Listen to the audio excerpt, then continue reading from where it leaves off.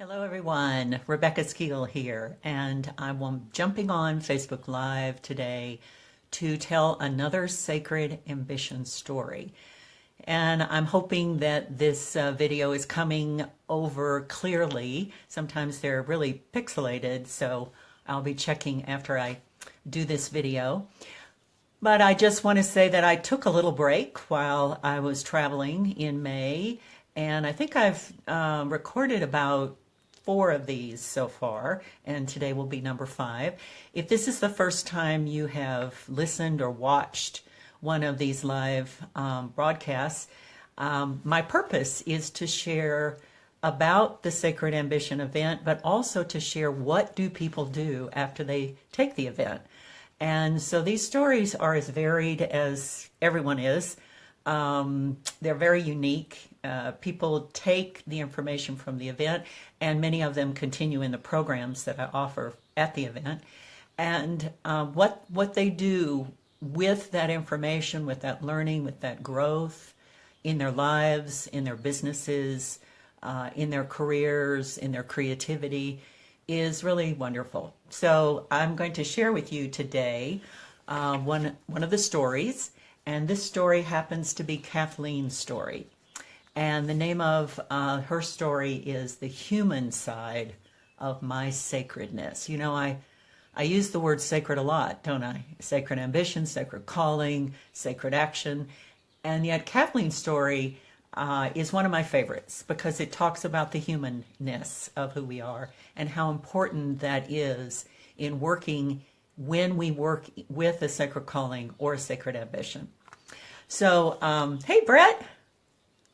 And I love your new puppy. I can't wait to see how she grows up. Can't remember which sex she is, but anyway, hi. Okay, Kathleen knew her sacred calling and sacred ambition. She actually had been working in her field for many years, and it was something she was very much called to do. But what was missing for Kathleen was really her knowing herself in a more authentic way and letting go of a lot of childhood shame and blame and self-loathing that she carried. So Kathleen says, "My sacred calling is to really know the essence of who I am, to embrace myself as the being that I am with my challenges and my gifts and my loving. As I bring forward my loving and self-acceptance to myself, this is really important to me, then I can bring it with genuineness, that loving, to the work I do." And that was Kathleen's prayer.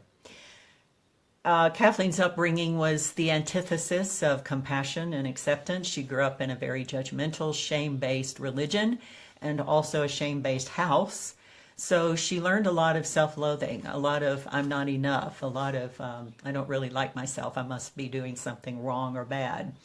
And she also had a lot of assumptions about spirituality. She said, "I realize now after years of doing this work that it's not about sitting in a lotus position and chanting. It's really about being authentic." And I love that she shared that because oftentimes people have let's say an idea about what really the inner work is and opening up inside to that spirituality. And it's a lot about working with our human nature, our humanness, in a different way, in a compassionate way. So the work that Kathleen has done all these years has been actually the Self-Mastery Wisdom School, as well as the Sacred Ambition Mentorship. The Wisdom School is part of the mentorship. And she has devoted many years to the practices of self-mastery with herself and reaped some really incredible rewards. Her challenge in her career is to bring forth her compassion because she has a career that actually deals a lot with contentious experiences and has to go to court quite often and testify. So she really wants to be able to share honestly and say what needs to be said. Sometimes it's hard to say it, but she wants to say it in a compassionate way. She says, "Today there was an experience where I had to prepare for a court appearance. So I asked myself, how do I speak the truth without being so judgmental? I don't want to be so activated to prove my point that I don't maintain my compassion at the same time. And that to me is really an example of the cutting edge of what we all face every day, don't we? We don't have to be in a courtroom to be in a situation that perhaps we're talking to someone who has a difference of opinion, or maybe someone who's really charged or activated, or maybe we're charged or activated. And how do we share that? How do we share our truth? How do we speak authentically when we are triggered or when someone else is, and yet still maintain compassion and not get into judgment or separation or againstness? Wow, we're all learning that right now in a big way. So the ability to bridge from the human reaction and access the greaterness of our compassionate heart, that is actually one of the big keys that the Self-Mastery Wisdom School teaches. And Kathleen has really learned this and applies it to her life in a big way. Hi, Shannon. Nice to see you. She says, letting go of control, surrendering to the highest good, staying centered in who I am. These really are all masterful steps. And this is what self-mastery is all about. It's not all about being perfect, doing it right. It's really about mastering the human nature in a loving way. Hi. She says, being aware of my own judgments of myself and how I judge others has taught me what self-compassion really is. Comparing myself to others and staying inside I'm not enough has been a big challenge for me in my professional life. So the inner journey of self-mastery and the spiritual work has been so important. She said, I can be my worst critic. We can all probably raise our hand on that one, can't we? But the more I can show up for myself and use the self-mastery tools, I can shift.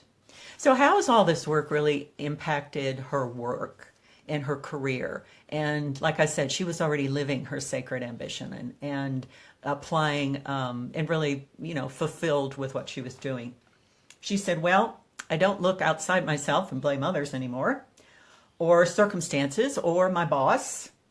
And she said one of the deeper experiences she's had over the last couple of years is she actually left a job where she was working for an organization and started her own private practice and thinking, okay, I'm not going to have any more of those problems anymore, any of those issues. Well, guess what? She took them all with her. And she said this was a big eye-opener for her and very humbling.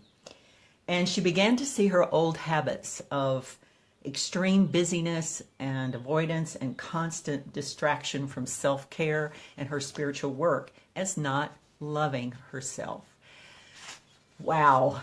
If I could really get this across to so many people that I have worked with, that when we are in a constant state of busyness and distractions and we put ourselves last, or we say, well, I'll get around to that later, but we don't, that is really not a compassionate choice. And it is not loving the self. And so she said, I discovered a deeper level of waking up to how I can show up in a deeper way for myself. This is a new level of self-compassion for me. So she's beginning to see self-compassion in a whole new way, with whole new eyes. And then again, this has come from working that inner process. And I have to laugh at myself, and it's humbling for myself, because she had to come to it herself. It didn't work coming from me. It didn't work coming from her husband. She had to get to that place herself and see it for herself. And that, again, is the beauty of self-mastery, because you really do follow your own inner work and your own inner guidance. So she said, being able to balance care for self and care for others involves following divine guidance and asking inside, is this a compassionate choice from me? Rather than always answering to the voice of the shoulds, which can be run by the personality and ego, absolutely. Putting myself last is not self-loving, self-nurturing, or compassionate with myself. And Kathleen realized she had a deep belief from her upbringing that in order to do her sacred calling, she had to be self-sacrificing. Another one of those very limiting beliefs. It's different when we choose to sacrifice, when we choose to put others first, when we choose to say, you know what, I'm going to hold myself back right now because I really want to be there for this person. That's different than being run on autopilot all the time. And this is really what Kathleen's addressing. So, her sharing her story is really all about working the inner process, the human side of our sacredness, which is such an important part of the work we do in Sacred Calling and Sacred Ambition. So I hope you enjoyed Kathleen's story. There'll be a link somewhere around this video if you want to read it yourself. And also there's a link to this coming event in August. So bye for now, and thanks for being with me. Have a great one. Bye-bye.